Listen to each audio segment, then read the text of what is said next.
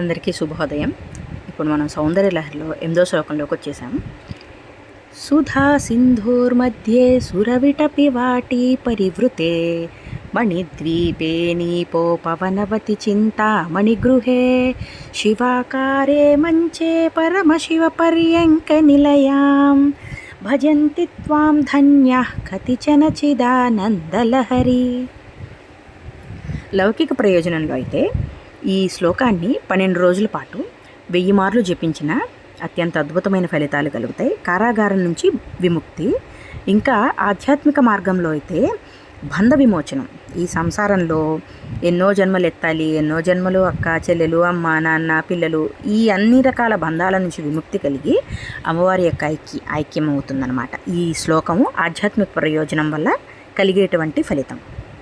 అదేవిధంగా ఇక శ్లోకంలోని అర్థానికి వచ్చేస్తే అమ్మవారు శ్లోకం సౌందర్యలహరిలో శ్లోకం 7లో మనం చెప్పుకున్నట్లయితే అమ్మవారి యొక్క బాహ్య స్వరూపాన్ని వర్ణించాం, అమ్మవారి యొక్క పాదాలని వర్ణించాం, అమ్మవారి యొక్క పాదధూళి గురించి కూడా మొదటి నుంచి అన్ని పద్యాల్లో అమ్మవారి యొక్క శక్తిని, పాదధూళి, అమ్మవారి దయ, అమ్మవారి భావము వీటన్నింటి వల్ల కలిగే ఫలితాలు చెప్పుకుంటూ వచ్చాం.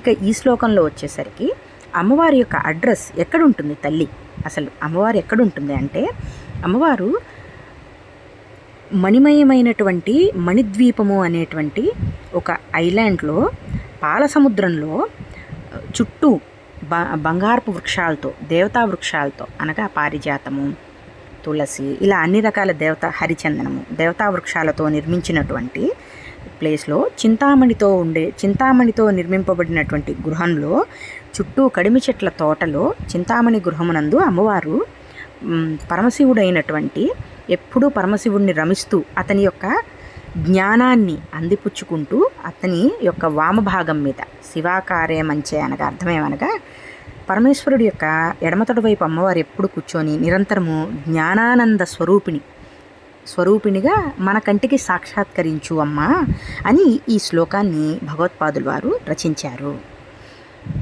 ఈ విధంగా అమ్మవారిని ప్రార్థించి ఈ శ్లోకాన్ని కనుక మనం జపించినట్లయితే ఆధ్యాత్మికంలో అత్యంత ఉన్నత స్థానాన్ని పొంది బంధ విమోచనం కలిగి అమ్మవారి